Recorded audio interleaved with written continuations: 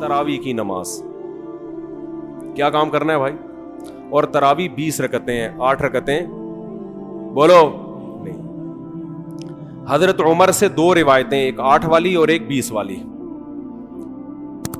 کہ حضرت عمر نے کتنی دیکھو نبی صلی اللہ علیہ وسلم نے تراوی کی کتنی رکعتیں پڑھی ہیں، کوئی بے غبار حدیث میں ہمیں اس کا تذکرہ نہیں ملتا. بس اتنا ہے کہ 3 دن پڑھی ہے، بس کتنی پڑھی ہے ہمیں نہیں پتا. یہ ہمیں حضرت عمر کے عمل سے پتا چلتا ہے، کیونکہ حضرت عمر بدعتی بولو نہیں ہو سکتے، کیونکہ انہوں نے جب جماعت سے 20 رکعتیں پڑھائی ہیں حضرت عمر نے، تو اس کا مطلب نبی نے ان 3 دن میں کتنی پڑھی تھی. اور ایک ضعیف روایت میں اس کا تذکرہ بھی ہے کہ نبی نے 20 رکعتیں پڑھی ہیں. تو ضعیف روایت کی تائید جب خلفائے راشدین کے عمل سے ہو گئی تو وہ ضعیف بھی عملاً کیا بن گئی؟ صحیح بن گئی ہے وہ. تو حضرت عمر سے 2 ہیں، 8 بھی اور 20 بھی. 8 والی پر امت نے کسی امت نے عمل ہی نہیں کیا، کیونکہ وہ بالاتفاق مضطرب ہونے کی وجہ سے ضعیف ہے، سند کی وجہ سے نہیں بلکہ مضطرب. کیونکہ جو راوی حضرت عمر سے 8 بیان کر رہا ہے وہی کتنی بھی بیان کر رہا ہے؟ 20 بیان کر رہا ہے. اور جب ہم صحابہ کے دور میں دیکھتے ہیں تو ہمیں سب جگہ 20 نظر آ رہی ہیں، 8 کہیں بھی نظر نہیں آ رہی. تو یہ کیسے ممکن ہے کہ حضرت عمر نے 8 شروع کی ہوں اور کوفہ، بصرہ، دمشق، شام، مصر سب جگہ 20 ہو رہی ہوں؟ اس سے پتہ چلتا ہے کہ حضرت عمر سے جو 20 والی روایت ہے وہ صحیح ہے، 8 والی صحیح نہیں ہے. اور اس کی سب سے بڑی دلیل یہ ہے کہ موطا امام مالک میں ہے 8 رکعتوں والی، جو امام مالک نے نقل کی ہے، لیکن امام مالک خود 8 کا فتویٰ نہیں، وہ خود 20 سے زیادہ کے قائل ہیں، وہ تو 20 کے بھی نہیں 36 کے قائل ہیں. تو یہ کیسے ممکن ہے کہ کتاب کا مؤلف 8 والی ذکر کر رہا ہو مگر خود اس روایت کو وہ اس پر عمل نہ کر رہا ہو؟ ان باتوں کا کسی اہل حدیث عالم کے پاس جواب نہیں ہے. ترمذی میں ایک روایت پیش کی جاتی ہے امام احمد بن حنبل سے، یہ روایت ہے کہ اس میں کوئی مخصوص عدد ثابت نہیں ہے، جتنی چاہے پڑھ لو. لیکن امام احمد کی جو اپنی اصل کتابیں فقہ کی، اس میں امام احمد کے شاگرد جو امام احمد سے ذکر کرتے ہیں وہ ذکر کرتے ہیں امام احمد بن حنبل کے نزدیک بھی 20 رکعتیں مختار ہیں. سمجھ نہیں آ رہی میرا خیال ہے بات؟ تبھی فقہ حنبلی میں تراوی کی رکعتیں کتنی ہیں؟ 20. اور امام ابو حنیفہ کے نزدیک بھی. لوگ پتہ ہے مجھ سے کیا کہتے ہیں؟ لوگ جو ہے نا کہتے ہیں کہ یار آپ ان حدیثوں کا انکار کر رہے ہو جس میں 8 آتا ہے. 8 والی جو بخاری کی حدیث ہے نا اس کا تراوی سے کوئی تعلق نہیں ہے. بخاری میں آتا ہے نبی رمضان اور غیر رمضان میں 8 پڑھتے تھے، اس کا تراوی سے کوئی تعلق، وہ تو غیر رمضان میں بھی تھی. اتنی سینس نہیں ہے یار، آپ ہمیں قرآن و حدیث سکھا رہے ہو اور ہمیں اپنا مقلد بنا رہے ہو اتنے بڑے بڑے مجتہدین کی تقلید چھوڑ کے. میں لوگوں سے ایک بات کہتا ہوں، ایک قرآن و حدیث وہ ہے جو ابو حنیفہ، شافعی، مالک اور احمد بن حنبل نے سمجھا، اور ایک قرآن و حدیث وہ ہے جو 15ویں صدی کے مولوی سمجھ رہے ہیں. کس کی فہم زیادہ صحیح ہوگی؟ بولو بھائی. ایک قرآن وہ ہے جو انجینئر بیان کر رہا ہے حدیث، ایک حدیث کی تفصیل وہ ہے جو امام مالک بیان کر رہے ہیں، ابو حنیفہ بیان کر رہے ہیں جن کی 80 ہجری میں پیدائش ہوئی ہے، تابعین میں سے ہیں، جو امام شافعی بیان کر رہے ہیں. تم امام شافعی کو چھوڑ رہے ہو، تم امام ابو حنیفہ کو چھوڑ رہے ہو، تم امام مالک کو چھوڑ رہے ہو، تم احمد بن حنبل جیسے محدث اور فقیہ جو امام بخاری کے استاذوں میں ہیں ان کو چھوڑ کر فالو کس کو کر رہے ہو؟ انجینئر کو. اور تم کہہ رہے ہو ہم صرف قرآن و حدیث کو مانتے ہیں، ہم کسی اور چیز کو نہیں مانتے. تم قرآن و حدیث کو نہیں مانتے میرے بھائی، تم مقلد ہو، اندھے مقلد ہو. تم قرآن و حدیث کی اس تشریح کو مانتے ہو جو انجینئر کر رہا ہے، اس تشریح کو نہیں مانتے جو احمد بن حنبل کر رہے ہیں، جو ابو حنیفہ کر رہے ہیں، جو امام مالک کر رہے ہیں، جو امام شافعی کر رہے ہیں. یہ بڑے بڑے تابعین، تبع تابعین، مجتہدین جن کو پوری امت نے فالو کیا ہے. تو 8 رکعت کی جو موطا امام مالک کی حدیث ہے، اس 8 رکعت پہ امام مالک نے فتویٰ نہیں دیا. کیوں؟ اس لیے کہ وہ حدیث مضطرب ہے، اس میں راوی ایک بیان پہ ٹکتا نہیں ہے، کہیں 20 بیان کرتا ہے، کہیں 8. جب راوی کے بیان میں تضاد ہو تو حدیث مضطرب ہونے کی وجہ سے رد ہو جاتی ہے. اور میں آخری بات کر کے بیان کو ختم کرتا ہوں، یہ جو تراویح کا لفظ ہے یہ 8 رکعتوں پہ فٹ ہی نہیں بیٹھتا ہے. اس کا بھی میں جواب سوال کر رہا ہوں لیکن کوئی جواب نہیں دے رہا. دیکھو اپنی مرضی کے سوال بنا کے جواب دے دیا کرو تو لوگ واہ واہ کریں گے. آپ میرے ساتھ یہ ہو رہا ہے، میں جو بیانات میں اعتراض کرتا ہوں نا اس کا جواب نہیں مجھے ملتا. خود سے اعتراض بنا کے کیا کر دیا جاتا ہے؟ جواب، جیسے میں نے بتایا تھا کہ حرم میں 4 مصلے تھے، حنفی، مالکی، شافعی، حنبلی، 4 مصلے تھے نا کئی سو سال تک، جو کہ نہیں ہونے چاہیے، ایک ہی ہونا چاہیے تھا مصلی.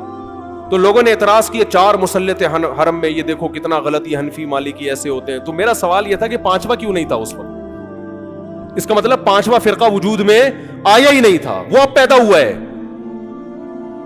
وہ ٹھیک ہے 4 غلط تھے، لیکن اس غلط کو بھی صحیح ان 4 میں سے ایک نہیں کیا ہے. سمجھ رہے ہیں کہ نہیں بھئی ایک امام ہونا چاہیے، 4 الگ الگ جماعتیں نہیں ہونی چاہیے. لیکن اس کا مطلب 700 سال تک امت یہ سمجھتی رہی کہ اہل سنت والجماعت کے 4 نمائندے ہیں، 4 مکتب فکر، 5واں کوئی تھا ہی نہیں، لہذا اس کا کوئی مصلی تھا ہی نہیں. تو سوال یہ تھا، لیکن جب سوال یہ پوچھا جائے تو ایسے جواب ملتا ہے کہ وہ سوال ہی پی جاتے ہیں. سوال یہ جواب یہ دیا کہ غلط ہو رہا تھا، یہ بدعت ہے، اور یہ بدعت ہے، یہ ناجائز ہے. تو ہم کب کہہ رہے ہیں کہ صحیح تھا بھائی وہ؟ لیکن یہ پوری دنیا میں نہیں ہو رہا تھا، یہ صرف حرم میں ہو رہا تھا. اور اس کو ختم بھی حنبلیوں نے کیا ہے کہ نہیں جی امام ایک ہونا چاہیے، سارے چاہے حنفی ہو شافعی ہو اس امام کے پیچھے نماز پڑھیں گے. سمجھ میں آ رہی ہے بات کہ نہیں آ رہی؟ تو سوال یہ تھا کہ 700 سال یا 400 سال تک امت کی نمائندگی ان 4 مکاتب فکر نے کی ہے حرم میں، 5ویں نے کوئی اپلیکیشن بھی نہیں دی. اس کا مطلب 5واں تھا ہی نہیں. اور جو آپ یہ مختلف الفاظ بیان کرتے ہو کہ امام احمد بن حنبل اہل حدیث تھے، فلاں میں اہل حدیث تھے، تو امام احمد بن حنبل اگر اس طرح کے اہل حدیث تھے تو پھر امام احمد بن حنبل کے فالوورز کو اہل حدیث کیوں نہیں کہا جاتا ہے، حنبلی کیوں کہا جاتا ہے؟ نہیں آ رہی بات میرا خیال. یہ ایسے ہی ہے جیسے جماعت المسلمین والے کہتے ہیں کہ ہم نبی کے دور سے ہیں، اور پھر بخاری میں دکھاتے ہیں جماعت المسلمین کے الفاظ. او بھائی یہ والی جماعت المسلمین نہیں تھی، یہ تو باقاعدہ آپ نے رجسٹر کروائی ہے 1975 میں. وہ جماعت المسلمین صحابہ کو جماعت المسلمین کہا گیا ہے. تو یہ جو اہل حدیث کا لفظ ہمیں پرانے وقتوں میں ملتا ہے، یہ محدثین کے لیے ملتا ہے، یہ کسی مخصوص فرقے کے لیے نہیں ملتا. پھر بھی میں اہل حدیث کو اہل سنت میں داخل سمجھتا ہوں، میں پھر بھی ان کو نہیں کہتا کہ جہنم میں جائیں گے، لیکن میں کہتا ہوں کہ آپ کم از کم اس چند 100 سال پہلے آپ پیدا ہوئے ہیں، آپ کی جماعت وجود میں آئی، ہم پھر بھی آپ کو گلے لگانے کے لیے تیار ہیں، اور ہم صدیوں سے چلے آ رہے ہیں. آپ ہمیں کیا کر رہے ہو؟ آپ ہمیں گمراہ لوگوں میں داخل کر رہے ہو. تو اسلام بہت پہلے بر صغیر میں آیا ہے، جس شکل میں آیا وہی شکل ٹھیک ہے، بات کی چیزوں پر اعتماد نہیں ہوتا ہمیں. تو میں ایک بات کر کے بیان کو ختم کرتا ہوں. یہ جو 8 کا لفظ ہے نا، تراویح کا لفظ ہے، یہ 8 رکعتوں پر صادق بولو نہیں آتا. بہقی کی حدیث ہے اور بھی روایتیں اس بارے میں کہ اسلاف جب تراویح کی نماز پڑھا کرتے تھے، اسلاف سے مراد صحابہ تابعین، تو 4 رکعتوں کے بعد آرام کیا کرتے تھے. تو اس لیے 4 رکعت کو ترویحہ کہا گیا. کیا کہا گیا؟ ترویحہ. روح سے نکلا ہے، روح. استراحت کا لفظ سنا ہے آپ لوگوں نے؟ آرام. استراحت کسے کہتے ہیں؟ آرام. ترویح آرام دینا. راحت، راحت کا لفظ تو اور آسان ہے نا. ارے راحت کا لفظ نہیں سنا؟ راحت کسے کہتے ہیں؟ آپ کہہ رہے ہوں وہ اسے کہتے ہیں ہمارے محلے میں رہتی ہے. راحت کہتے ہیں آرام، ریسٹ. استراحت، راحت. روح یروح ترویحا، باب تفعیل میں جب جاتا ہے آرام دینا. تو ترویحتن، کیونکہ 4 رکعتوں کے بعد آرام کرتے تھے تو ان 4 رکعتوں کو کیا کہا گیا؟ ایک ترویحہ، یعنی ریسٹ ہے اس کے بعد. اب ترویحہ کا جو لفظ ہے نا، 4 رکعتوں کے بعد کیا ہو رہا ہے؟ ریسٹ. اٹ از کالڈ ترویحہ. سب کو پتہ ہے 4 رکعتوں کو ترویحہ کہتے ہیں. 2 ترویحوں کو عربی میں کہیں گے ترویحتان. کیا کہیں گے؟ جیسے رجل کا معنی ایک آدمی، رجلان 2 آدمی. عربی میں 2 کے لیے الگ لفظ استعمال ہوتا ہے، 2 سے زیادہ کے لیے الگ. تو اگر یہ 8 رکعتیں ہوتی تو ان کو محدثین تراویح نہ کہتے بلکہ ترویحتان کہتے یا ترویحتین کہتے. کیا کہتے؟ 2 ترویحیں. اور ان کے بیچ میں ویسے بھی ریسٹ کی ضرورت پڑتی نہیں. ٹھیک ہے، 4 رکعت کے بعد امام بیٹھتا، بولتے چل بھائی آگے جلدی کر، جانا بھی ہے گھر میں ہم نے. تو ترویحتین کہتے، ان کو محدثین تراویح نہیں کہتے. اور تراویح کا لفظ ہے جمع. عربی میں جمع کم سے کم افراد کتنے ہوتے ہیں اس کے؟ 3. تو کم سے کم 12 رکعتیں ہونی چاہیے. لیکن تراویح بھی جمع کثرت ہے، جمع قلت کثرت، جمع اقصا کہتے ہیں جو بہت زیادہ جمع ہو. تو پتہ ہے 4 رکعتیں کافی زیادہ ہیں تو ان کو تراویح کہا جائے گا. 4 رکعتیں تھوڑی سی بھی ہو تو ان کو تراویح. 4 رکعتیں اگر 3 دفعہ آئیں گی تو اس کو بھی علی وجہ الکمال ہم پورے طور پر تراویح کا لفظ اس پہ صادق نہیں آئے گا. بات آ رہی ہے سمجھ میں کہ نہیں آ رہی ہے؟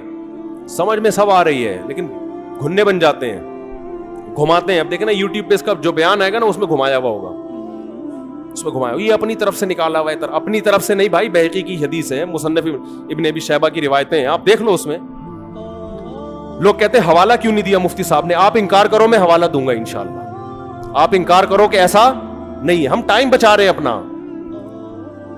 وہ مجھے کہہ رہے تھے نا اس بحث میں کہ مفتی صاحب آپ دلیل دو, جو دعویٰ کرے دلیل اس کے ذمے ہے. میں نے کہا دلیل اس کے ذمے اس وقت ہے جب سامنے والے دعوے کا انکار کرے. میں نے ستار بھائی کو میں نے کہا کہ ستار بھائی تم نے 1 لاکھ روپے لیے ہیں. ستار بھائی کہہ رہے ہیں نہیں, ہاں لیے ہیں, تو مجھے کیا ضرورت ہے میں گواہ پیش کروں کہ دلیل دوں. وہ مان رہا ہے تو یہ سب مانتے ہیں. یہ تو علماء جس نے بھی حدیث کی کتابیں پڑھی ان کو پتا ہے کہ ترویح کا لفظ اس لیے لکھا ہوا ہے اس میں. تو اسلاف سے مسجد نبوی میں حرم میں ایک رمضان بھی ایسا نہیں گزرا جب سے حضرت عمر نے 20 رکعتیں شروع کرائی ہیں کہ 20 رکعت سے 1 رکعت بھی کم ہوئی. زیادہ تو ہوئی ہیں, کم بولو نہیں ہوئی ہیں. ایک امت اتنی بڑی گمراہی پر 1400 سال سے جمع ہو گئی. تو میرے بھائی جو آپ سے قرآن و سنت کے نام پہ بات کرے نا اسے بولے بھائی ٹھیک ہے میں قرآن و سنت ہی کو مانتا ہوں, مگر قرآن و سنت کی وہ تشریح جو ان مجتہدین نے کی ہے اس کو مانوں گا. جو 15ویں صدی کے مولوی کر رہے ہیں تشریح میں اس کو بولو نہیں, چاہے وہ سعودی ہوں. لوگ کہتے ہیں سعودی عرب میں 8 رکعتیں ہر جگہ ہو رہی ہیں. سعودی عرب میں آج ہو رہی ہیں, 100 سال پہلے کے سعودی عرب میں 8 رکعتیں کہیں بھی نہیں ہوتی تھی. تو یہ کوئی سعودیوں کا کلمہ تھوڑی ہم نے پڑھا ہے کہ جو سعودی عرب میں تو بہت سے لوگوں کی داڑیاں نہیں ہوتی, تو کیا مطلب داڑھی کا انکار کر دو گے آپ؟ تو ہم نے فالو کرنا ہے امام مالک کو, امام احمد بن حنبل کو, امام شافعی کو. یہ بڑے بڑے محدثین تھے, مجتہدین تھے. خلفائے راشدین کو, خلفائے راشدین کے دور میں کوئی ایک روایت دکھا دو 8 رکعتوں والی, کوئی ایک روایت. ہاں جو حضرت عمر سے موطا میں منقول ہے اس کا جواب میں نے دے دیا. اس کے علاوہ کہیں دکھا دو کہ بصرہ میں, کوفہ میں, دمشق میں, صحابہ تابعین کے دور میں رمضان میں 8 رکعتوں سے جماعت سے نماز کسی نے پڑھی ہو. تو نہیں ہے کچھ بھی اس میں. تو اس لیے جو طریقہ صدیوں سے تواتر کے ساتھ چلا آ رہا ہے وہ کتنی رکعتوں کا ہے؟ 20 رکعتوں کا. تو اسی کو فالو کرنا چاہیے. تو دوسرا کام آپ نے خاندانی کیا کرنا ہے؟ تراویح پابندی سے پڑھنی. سمجھ میں آ رہی ہے بات؟ تو یہ 2 کام فی الحال کریں, کچھ پیکج اگلے جمعے میں انشاءاللہ بیان کریں گے. تو اسی سے انشاءاللہ اللہ کی محبت کی چنگاری آپ کے دل میں پیدا ہوگی. اللہ ہمیں سمجھنے کی, عمل کی توفیق عطا فرمائے.